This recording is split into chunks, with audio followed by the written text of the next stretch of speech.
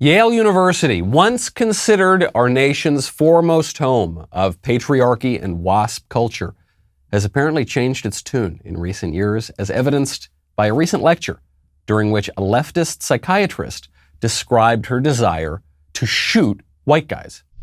This is the cost of talking to white people at all. The cost of your own life as they suck you dry. There are no good apples out there.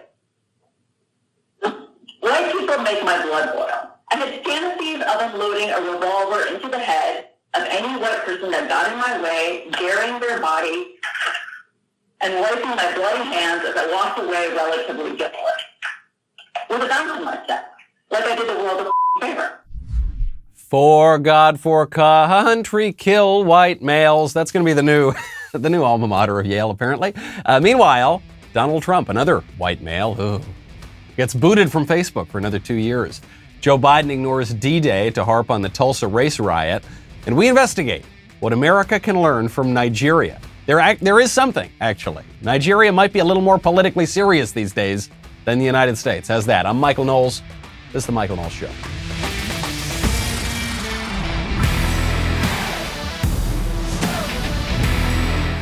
Welcome back to the show. My favorite comment on Friday is from Fable Nuclear Reactor, who says, breaking news after the leaked emails, Dr. Fauci now recommends face masks over your eyes.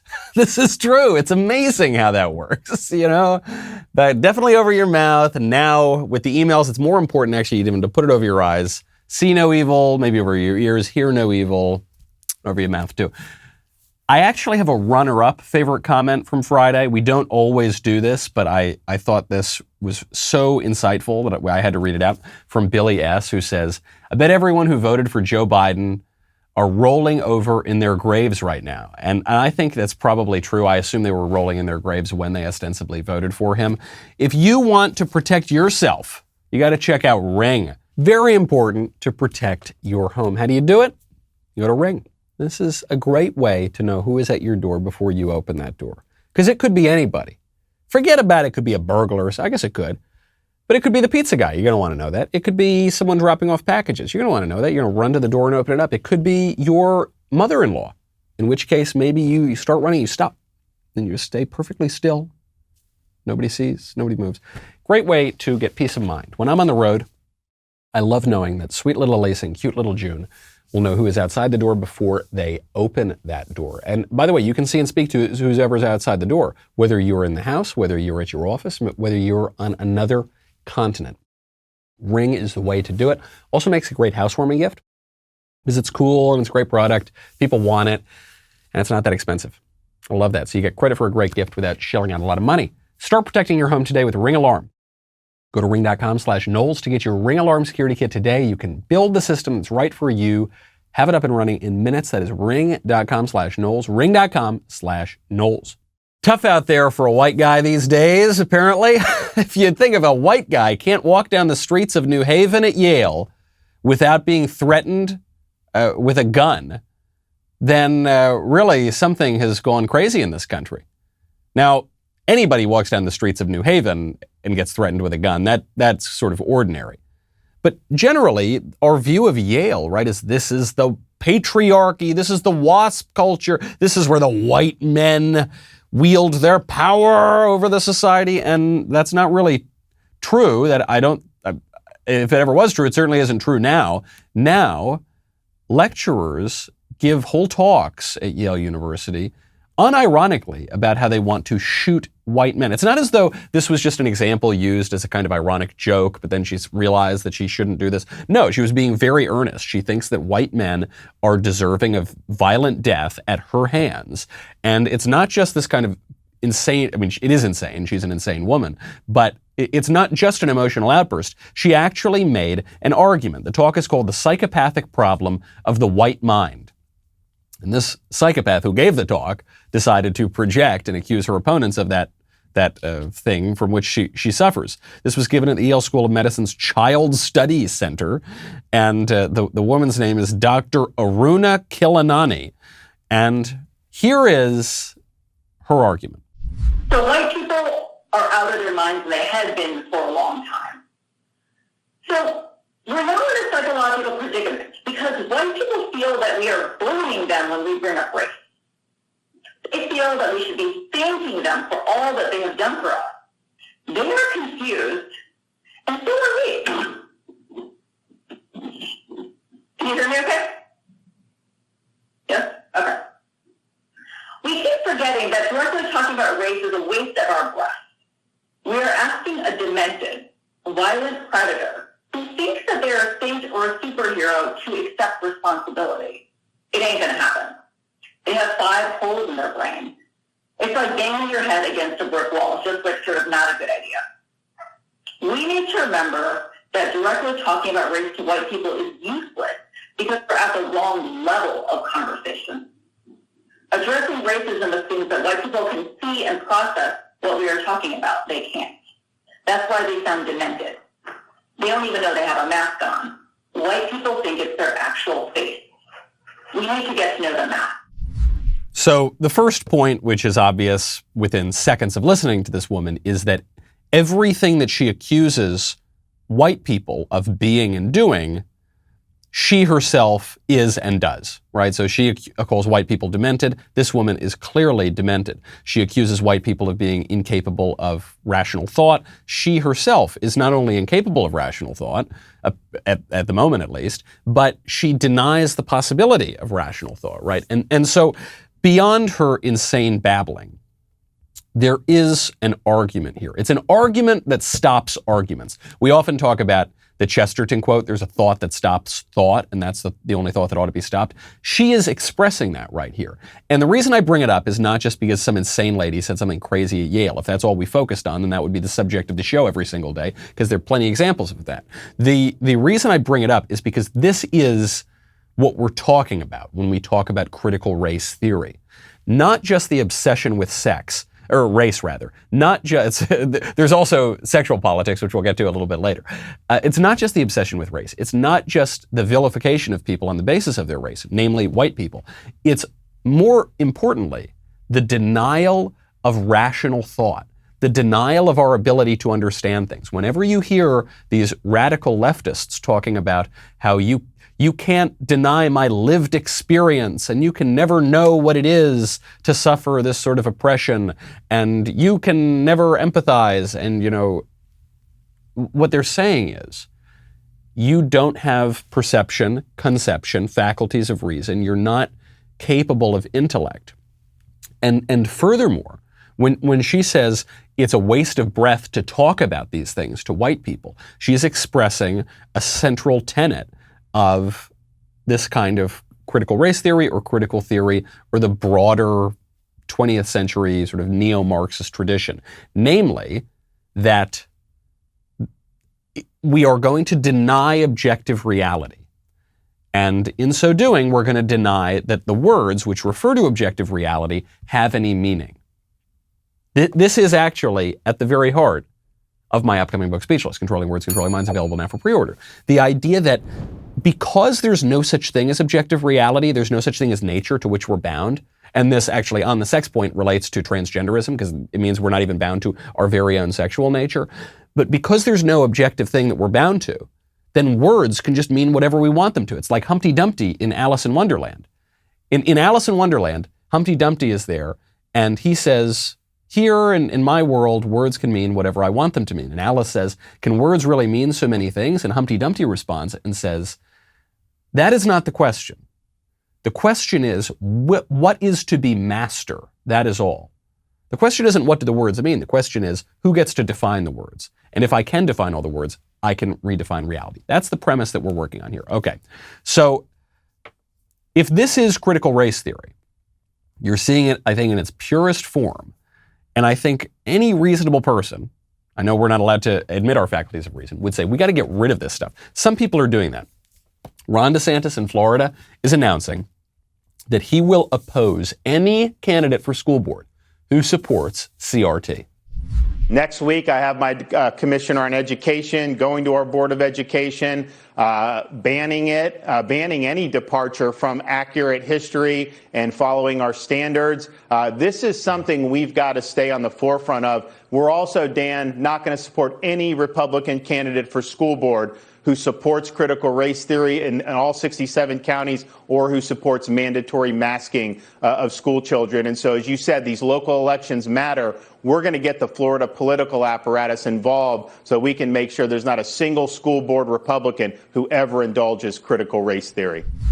Another home run for Ron DeSantis here. Why is he doing this? He's doing this because he knows that the sort of academic freedom of critical race theory is the opposite of freedom. That actually, if you permit this kind of insanity into schools, you're going to be undermining kids' education. And he also knows that if you want to be able to route this thing from the schools, it's not enough just to talk about it. It's not enough just to point out the problem. You have to actually go in and win those races. And this is a very conservative, very just use of political influence, and he's going to wield it. This can be very, very effective. Do you remember on this show, maybe, I don't know, was it 3-4 weeks ago, we talked about an Oregon school board that was infiltrated by crazy libs, and one woman in particular wanted to pass a rule such that in every classroom in the school district, the teachers had to display not just the American flag, which was already in the classrooms, but the BLM flag and the progressive pride flag, just the rainbow flag, I imagine. And they had to be the same size as the American flag, and they had to be there in all of the classrooms. This was just shot down. We brought some light to it on this show. A few other conservative outlets, but not very many, pointed it out, and this has now been shot down. I guess the parents finally took control over their kids' education and said, no, I don't care what lunatic woman won this position on the school board. We're not tolerating that. We're not going to put the BLM flag on the same level as the American flag, for goodness sakes. But it's very important. These symbols really matter. Sometimes people, even conservatives, will criticize the cultural conservatives for just harping too much on language. Oh, who cares, man? It's just a word. It's just a symbol. Obviously, the left cares because they focus a lot on words and symbols and things like flags, because the symbols shape how we perceive the world. And the symbols represent things that are symbolized. And what you're seeing now with this big push to mainstream the BLM flag, or the rainbow flag in particular, especially this month, is an attempt to replace the American flag. If you look on social media, sometimes people put little flags and things in their names. When you see an American flag, 99 times out of 100, you're looking at a conservative account. When you see a pride flag, 99 times out of 100, you're looking at a leftist account. If you see various symbols associated with BLM, you are 99 times out of 100 looking at a leftist account. This is an attempt, when you try to bring in these new flags, this is an attempt to refound the country. This is something that they told us in the 1619 Project. They want to reframe American history, and by reframing our past, they want to reframe the whole country.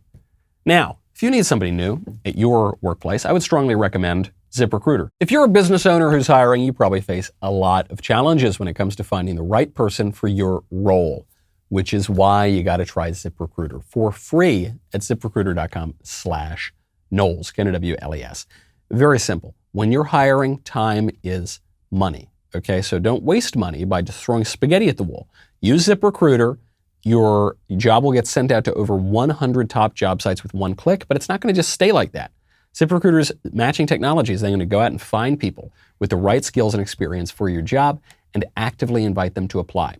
ZipRecruiter is so effective that 4 out of 5 employers who post on ZipRecruiter get a quality candidate within the first day. Over 2.3 million businesses have come to ZipRecruiter for their hiring needs. There's a reason for that, okay? While other companies overwhelm you with way too many options, ZipRecruiter finds what you're looking for, that needle in the haystack, and they find it quick. Right now, you can try ZipRecruiter for free at this web address, ZipRecruiter.com/Knowles, Knowles.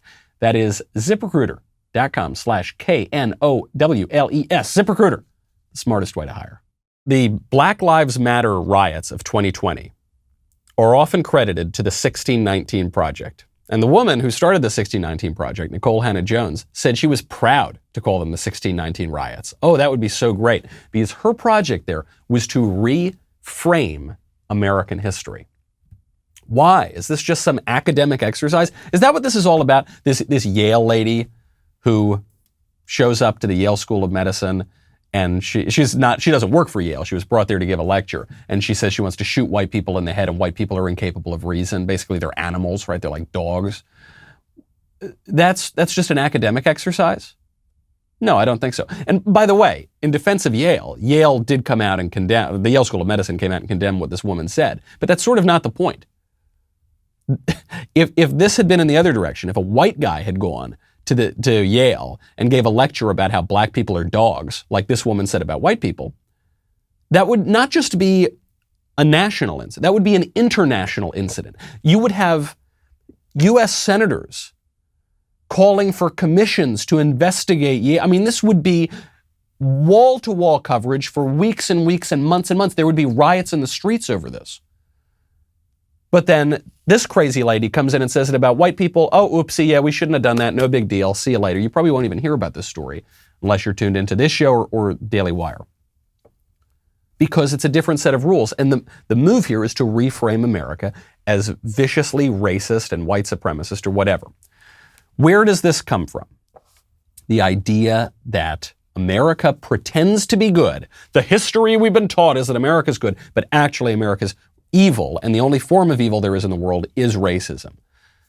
The accusation is America, when it thinks of itself, only focuses on the good things, and now we need to bring in a corrective on the left to focus on the bad things. And the great example of this right now is the Tulsa Massacre. It's a race riot from 100 years ago in Tulsa.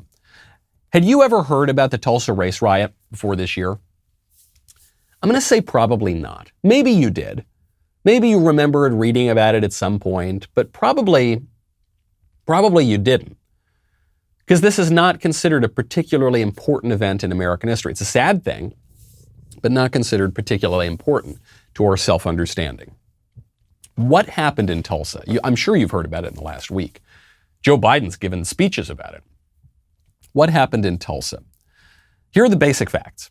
Okay, and these are not just facts that I happen to know. These are not just facts that I've read in history books.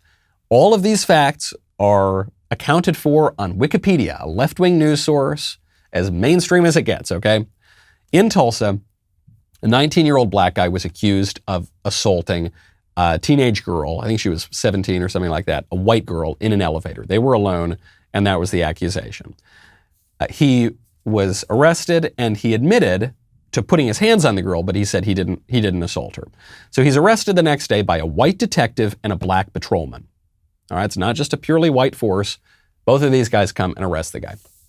Then, allegedly, a sensationalist newspaper piece warned that there was going to be a lynching. Now, there's no evidence that this newspaper piece ever existed. It may have, and it might have been taken out of the historical record. We just don't know. In any case, hundreds of whites show up to the courthouse.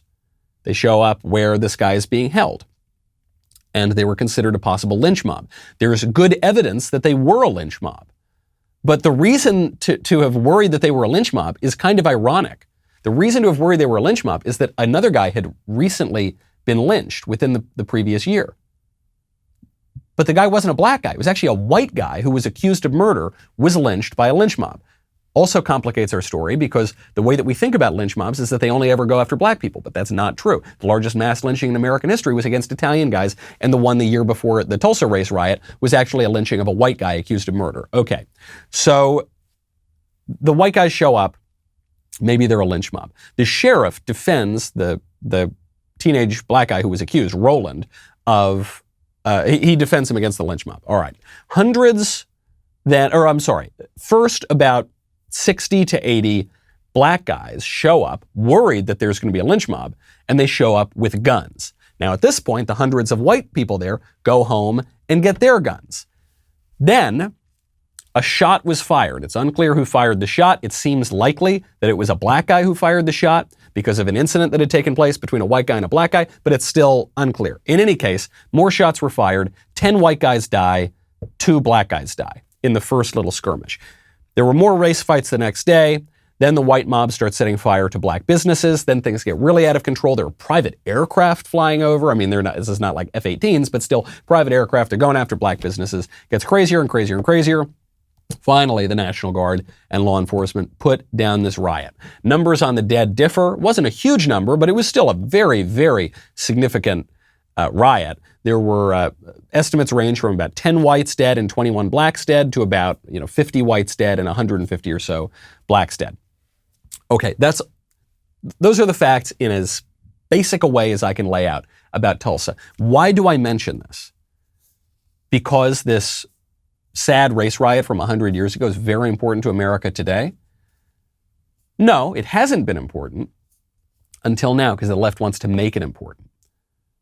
Joe Biden, on the 77th anniversary of D-Day, right, this glorious event in our self-understanding, D-Day, so important in recent memory to America's self-understanding. Joe Biden ignored D-Day. He neglected it.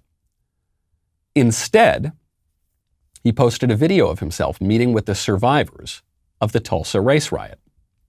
He tweets, quote, "I met with survivors of the Tulsa Massacre this week to help fill the silence, because in silence wounds deepen, and as painful as it is, only in remembrance do wounds heal." What's he talking about? What is he talking about? I think the wounds from the Tulsa race riot had healed 100 years ago, the wounds that no one was talking about at all. He's picking that scab. He wants people to focus on that. He doesn't want people to talk about D-Day. That was glorious and makes America look good. He wants to talk about this long-forgotten race riot because that makes America look bad. Now, he won't talk about every race riot. He won't, for instance, talk about the race riot that happened during the summer of last year. The race riots in which BLM burned down multiple cities around the country. He's not talking about that. But Mr. President, the wounds are going to fester. They're going to deepen if we don't talk. No, we're not allowed to talk about that. We're not allowed to talk about how BLM burned down Minneapolis and Washington, D.C. and New York and cities all over the country. No, because that contradicts the narrative. That doesn't advance the premise that America is a white supremacist, terrible country. Actually, instead of talking about those race riots, Joe Biden instead meets with the family of George Floyd, violates the coronavirus lockdowns to show up to the funeral of George Floyd, where many, many thousands of people were going at the height of the apparent pandemic. He doesn't want to talk about that. He doesn't want to heal any wounds. He wants to pick wounds because this is about framing. The way to prove this, by the way, is to show it's not even just about race. It's simply about framing the country as it is as evil as pretext for the radicals to give revolution. You saw the same thing happen up in Canada. So Justin Trudeau, also while he was supposed to be commemorating the 77th anniversary of D-Day, did not mention D-Day. It was Canadian Armed Services Day, coinciding with D-Day. He doesn't mention D-Day. Instead, he addresses, quote, "sexual misconduct and gender-based violence in the military." What? This is Canadian Armed Services Day. This is the day we're supposed to celebrate the armed forces of Canada and their heroic efforts. No, we're just going to talk about how terrible they are. This is why now, in America, we don't talk about our glories. We don't talk about the 4th of July. We barely talk about our veterans. When we do, we just talk about them as a bunch of hapless schmucks. Oh, they were shipped overseas to a pointless war. It's not as though they died for our freedom for anything useful or purposeful. No. And we shouldn't focus on that anyway. There's Memorial Day and there's Pride Month. We'll get a little bit, we'll talk about, really we've got to focus on grievance. We've got to talk about radical left identity groups. There was actually a proposal, another day that has not been very important in American history, but all of a sudden the left is trying to make it important, is Juneteenth. This is one of many days that marked the end of the Civil War, but the left is trying to make this into a really big deal. And there was a proposal by a Republican senator to make Juneteenth a federal holiday. But how are they going to do it? They can't just keep making federal holidays. The people got to go work. So the proposal was to make Juneteenth a federal holiday to replace Columbus Day. So we're going to make a day that is now largely focused on racial grievance and pushing forth a racial narrative. We're going to have that replace the glorious day of the founding and discovery of the New World. All about framing. Ben is going to be talking about this crazy lady up at Yale, these race issues on his show today, The Real Racial Psychopaths. go check out, and make sure you check out Candace's show, okay? We all love watching Candace at the Daily Wire. Don't forget, though, she's also got a podcast, whether she is asking President Trump hard-hitting questions, like whether he wants her to hop on his ticket in 2024, whether it's getting Adam Carolla to expose Hollywood conservatives, or whether it's giving feminism the roast it deserves with her panel of guests, sometimes really handsome, swarthy, witty guests. I don't know, I'm just making an observation. You can check that out on Candace. Subscribe to and download Candace, the audio podcast, on Apple, Spotify, or wherever you get your podcasts, and be sure to leave it a 5-star review. We'll be right back with a lot more.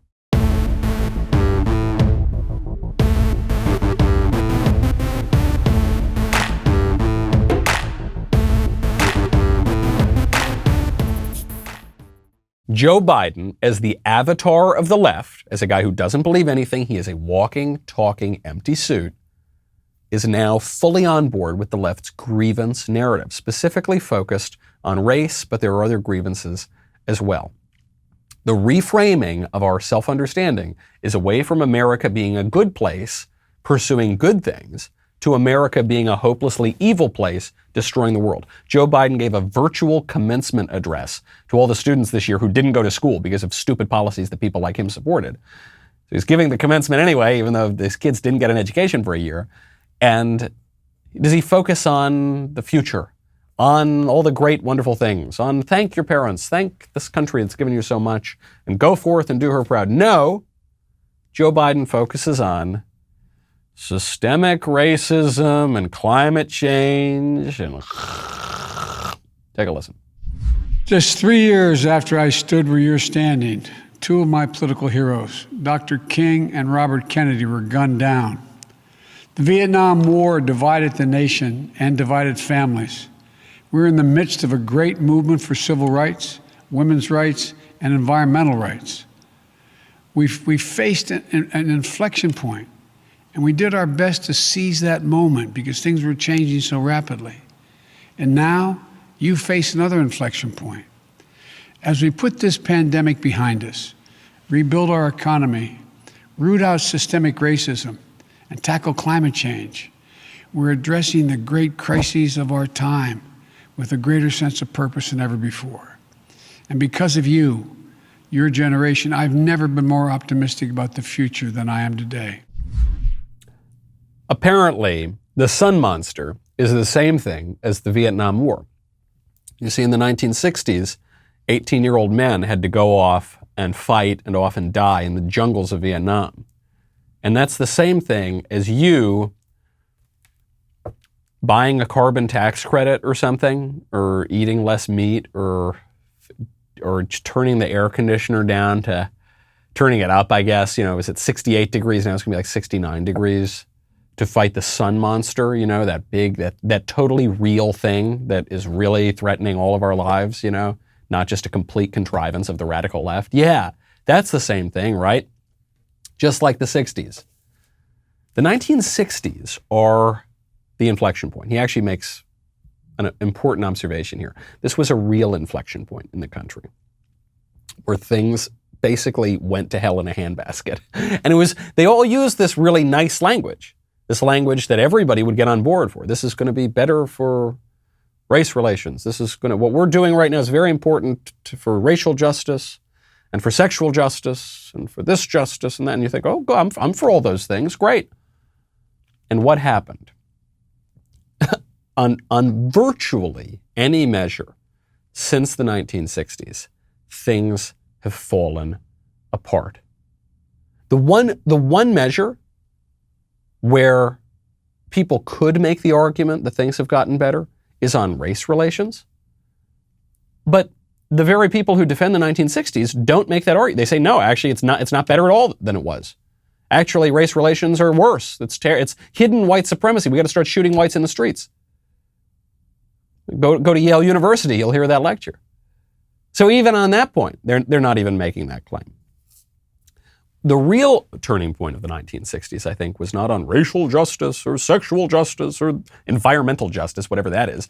It's on the shift in our self-understanding from loving our country and wanting to preserve it and having gratitude for our forebears to despising our country and wanting to burn it down. Wasn't long after the spirit of the 60s that you had the Reverend Jesse Jackson marching down at Stanford, yelling, "Hey, hey, ho, ho, Western Civ has got to go." He was referring to a specific course. I think he was also referring to the broader civilization. Hey, hey, ho, ho, Western Civ has got to go. Used to be the glories of the past that we want to thank and build on and cherish, to tear this place to the ground. So what is it? What are we going to do? Where are we going to go from here? There is some good news. I don't want to leave you totally sad, dejected, upset. There is actually good news coming out of Washington, coming out of a Democrat in Washington, regarding the worst piece of legislation that's up right now.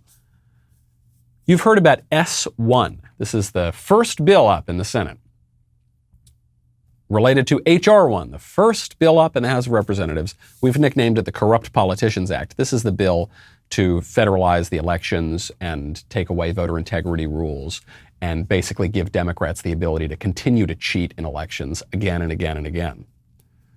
Continue to cheat. Because look, there's fraud in every election, okay? Lyndon Johnson won his Senate seat in 1948 because they stuffed the ballot box, okay? So this sort of thing happens. It's happened in many, many elections. And if the Democrats get their way on the Corrupt Politicians Act, it's going to happen much more often. So Joe Manchin, a swing vote, he's a moderate Democrat from West Virginia, he has come out and effectively said he will not give his support to the Corrupt Politicians Act. Now, it's actually a little complicated the way this is going to work, because in order for the Corrupt Politicians Act to go through, Democrats need to get rid of the filibuster, which requires more than a simple majority to get a bill through. So Joe Manchin wouldn't need to vote for the Corrupt Politicians Act necessarily to get the act through. He would just need to vote to break the filibuster. So the question is Manchin going to vote to do that? And Manchin says no. He will not vote for, and he doesn't support the legislation, by the way. So he says voting in election reform that is done in a partisan manner will all but ensure partisan divisions continue to deepen. This is something Joe Manchin wrote in his hometown newspaper. Very good news. I'm pleased to hear that. Now, there's one other swing vote that's getting a lot of pressure right now to vote for the Corrupt Politicians Act. That's Kyrsten Sinema. She's in Arizona. That would be, we'll see if she caves to that pressure or not. I hope she does not cave. She's also fairly independent-minded. The question we have to ask ourselves when we're looking at something like the Corrupt Politicians Act is not so much how does the Constitution lay out the way the government works in theory. The question is, where does the power really lie? When you look at the 2020 election, we know the way elections are supposed to go. The states are supposed to make election laws that abide by the rules of their state constitutions, and then there's supposed to be certain mechanisms in place. And a lot of that went out the window in 2020.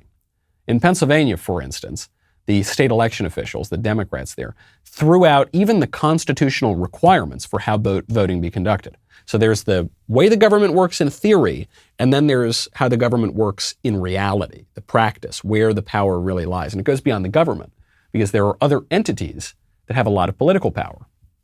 Notably, the media, sure, but especially big tech companies.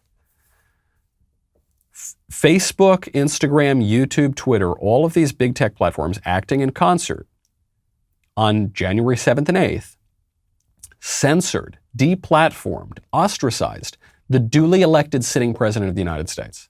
Regardless of what you think happened in the 2020 election, nobody can dispute that on January 7th, 2021, Donald Trump was the duly elected sitting president. He had at least another 13 days left to be president.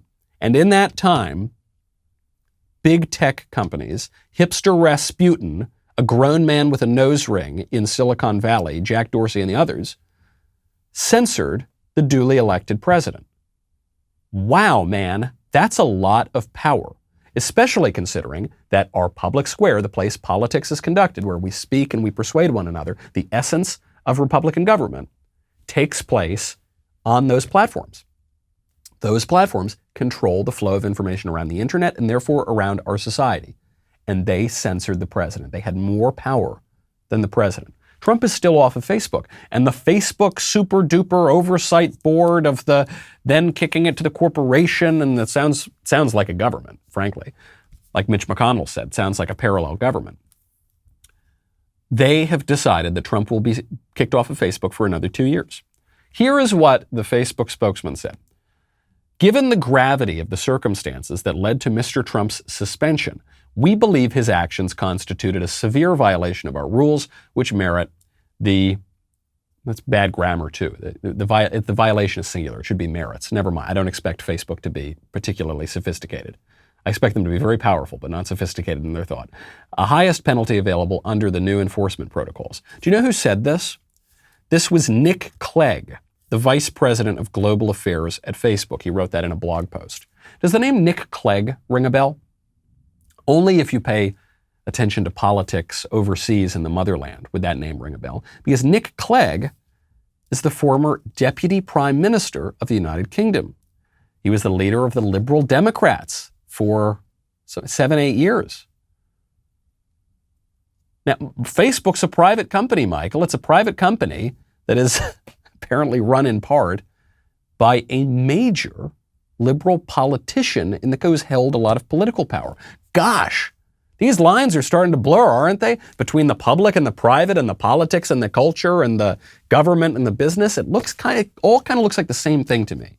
So now you're in a situation where a very prominent liberal politician is wielding a massive, ostensibly private entity to censor conservatives, even duly elected conservatives, even the President of the United States. Think about that power. It's a lot of power. But we're told by some people, we cannot question that. We're told, not just by the left, which is giddily using all of this political power, wielding it left and right. We're told by the squishy pseudo-conservatives that we cannot question this at all because Facebook's a private company. Facebook's a private company that employs the former deputy prime minister of the United Kingdom and wields more power than basically any government ever in human history. And look, if they want to ostracize the duly elected president, then that's their right. That's private. Build your own Facebook. Build your own Google. Build your own Twitter. No. How? Because I think the end of that is build your own government. Right? Even Mitch McConnell, who's as establishment as they come, said that these woke corporations are acting in many ways as a parallel government. And the reason they've gotten so much of this power, in no small part, is because conservatives for the past 20 years, like lunatics, have been shilling for the corporations that hate them. Because the left has pushed for an intense privatization of all social decisions, right? Sex, especially sex, but so much of our culture, it's private, whatever you want to do, it's fine, do whatever you want. Chop off your body parts if you want. And the right has pushed for an intense privatization of all economic decisions. Oh, the government has nothing to say about these giant woke corporations. How dare you? Nick Clegg is a job creator. We need to defend Nick Clegg, right? No, I don't think so. I think they've both redounded to the same effect, which is to upend our society and take away political power from the citizens. Now, I never thought that the United States would have something to learn about self-government from Nigeria. but we do. We do. On Friday, I suppose actually a few days before Friday, so sometime last week, Twitter suspended the president of Nigeria. They removed a post of his, I should say. I'll be more specific. They removed a post from President Muhammadu Buhari. Now, they removed this post because Buhari was threatening to punish groups that were implicated in attacks on government buildings. And President Buhari's post was removed for violating Twitter's apparent abusive behavior policy. So it's now Twitter's policy that a head of state is not allowed to threaten to punish groups that attack the government. But only if only if Twitter supports those groups and opposes the president, right? Because there have been certainly other times where the situation was reversed and Twitter didn't remove government posts. So what did Nigeria do?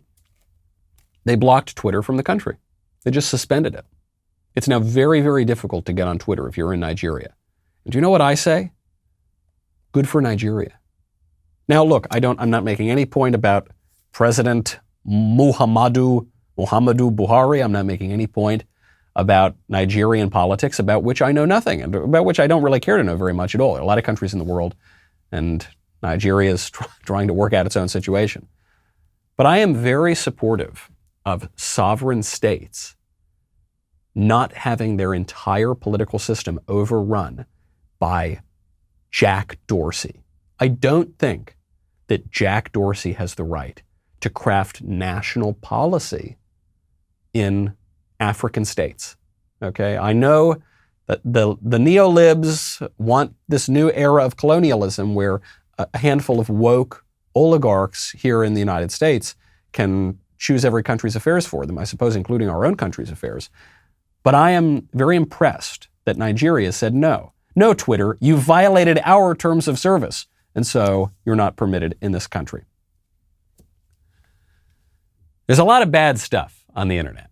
I'm not just talking about the woke oligarchs who are trying to take political power away from governments, whether the governments are good governments or bad governments.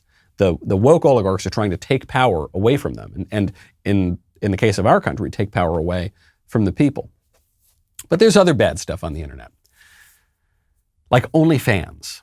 If you haven't heard of OnlyFans, OnlyFans is a sort of democratization of porn. It's just a way to upload your own stuff and make some, I think, OnlyFans gets a big cut, but then people who flash their various body parts on the internet can make money from people who subscribe, who are obviously in the throes of depravity and porn addiction because there's a lot of free porn on the internet. So if you're paying for pornography, can you imagine how far down the rabbit hole you are? So this is attracting fairly mainstream people. The former UFC champion, Jessica Andrade, I don't know if I'm pronouncing that correctly, she's now joining OnlyFans. She said, at the request of American fans, it's always the decadent American fans, I signed up for OnlyFans, follow me.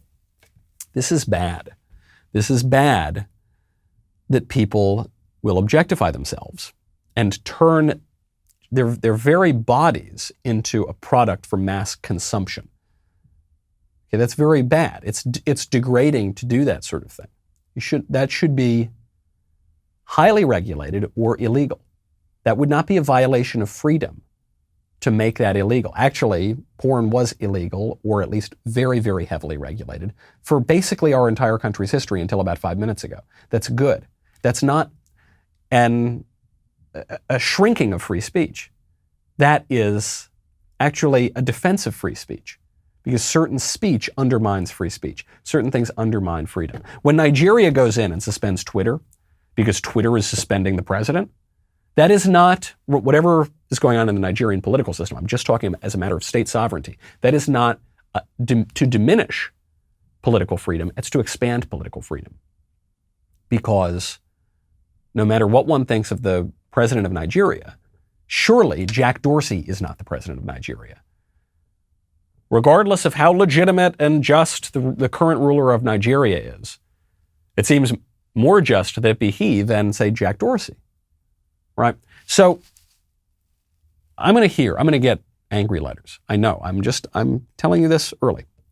I'm going to get angry letters from liberals and libertarians on this point. They'll say, Michael, porn is good. The Patriots fought the Revolutionary War to defend women degrading themselves on OnlyFans. You think, no, that's not true. They actually explicitly wrote against all this stuff, and you're fooling yourself if you think otherwise. But they're going to say, this is authoritarian. It's a word that I don't think means very much. If it ever had a meaning these days, it's being watered down quite a lot. What does it mean? If you acknowledge any kind of law, if you acknowledge any kind of self-government, that's authoritarian. If you acknowledge that certain speech undermines speech, that's authoritarian. No, I don't think so. You need limits, just like a sonnet, just like poetry. Poetry gets its beauty and its freedom, actually, from the limits that are imposed on it, from the meter and from the rhyme scheme and from various sorts of factors. Doesn't need to include all of those things, but there need to be some limits to have some poetry. Otherwise, it's not recognizable as a poem. The same thing is true of society. The same thing is true of speech regimes. Now, I do want to turn before we go to something wholesome on the internet. Abuela. AOC's abuela. She doesn't call her grandma. She calls her abuela. I don't refer to my grandmother as nonna, but AOC, to make a point about how much she doesn't like America, insists on using these kind of borrowed words every now and again. She says that abuela's roof in Puerto Rico is in disrepair. AOC, who is wealthy and drives a Tesla, refuses to help abuela, but she's angry and she's going to criticize Donald Trump for not helping abuela, even though Donald Trump actually did help abuela, but corrupt Puerto Rican politicians took the money. So Matt Walsh, a true philanthropist at the Daily Wire, put up a GoFundMe campaign, and he said, we got to help abuela raise money to fix her roof. The campaign raised over $100,000 in about 10 hours. I donated, okay? Look, I know I'm a philanthropist. I don't know what to tell. A lot of conservatives donated. Now, part of this is, I think a lot of conservatives knew AOC wouldn't permit the money to be taken. And you think that's exactly what happened, actually.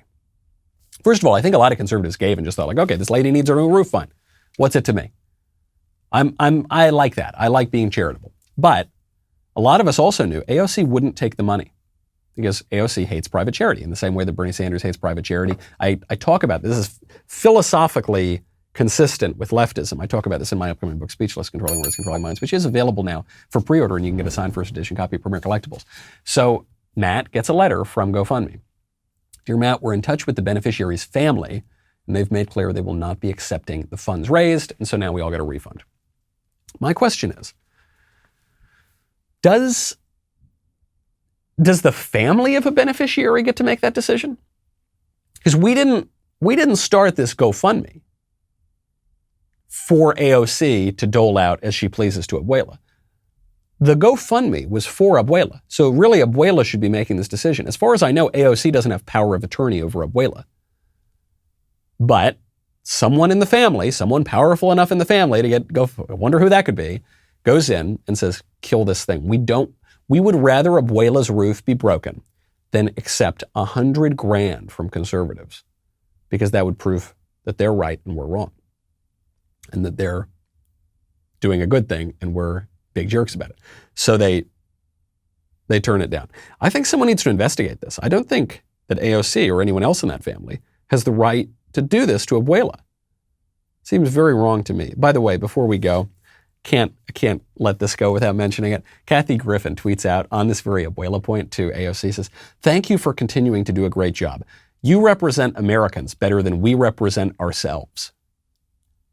Kathy Griffin, very leftist comedian, alleged comedian, doesn't think AOC is American because AOC is Puerto Rican. Even though she was born in America, raised in America, doesn't have an accent, even when she uses the word abuela.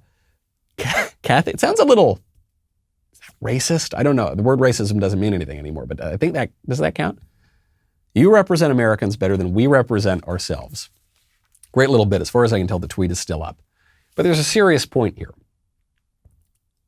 Kathy Griffin recognizes that AOC is anti-American. And she is. She is anti-American. She doesn't like this country. She doesn't like what it stands for. She wants to fundamentally transform it, as does the left more broadly. So what kind of country are we going to have? What kind of country are we going to have? The symbols here really matter. The words we use really matter. And right now, I'm sorry to say, the left has the upper hand. I'm Michael Knowles. This is The Michael Knowles Show. See you next time.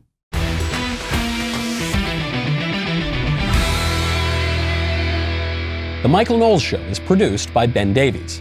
Executive producer, Jeremy Boring. Our technical director is Austin Stevens. Supervising producers, Mathis Glover and Robert Sterling. Production manager, Pavel Vidovsky. Editor and associate producer, Danny D'Amico. Audio mixer, Mike Coromina. Hair and makeup by Nika Geneva.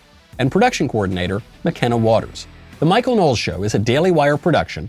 Copyright Daily Wire 2021. On the Matt Walsh Show, we talk about the things that matter, real issues that affect you, your family, our country, not just politics, but culture, faith, current events, all the fundamentals. If they matter to you, come check out the show.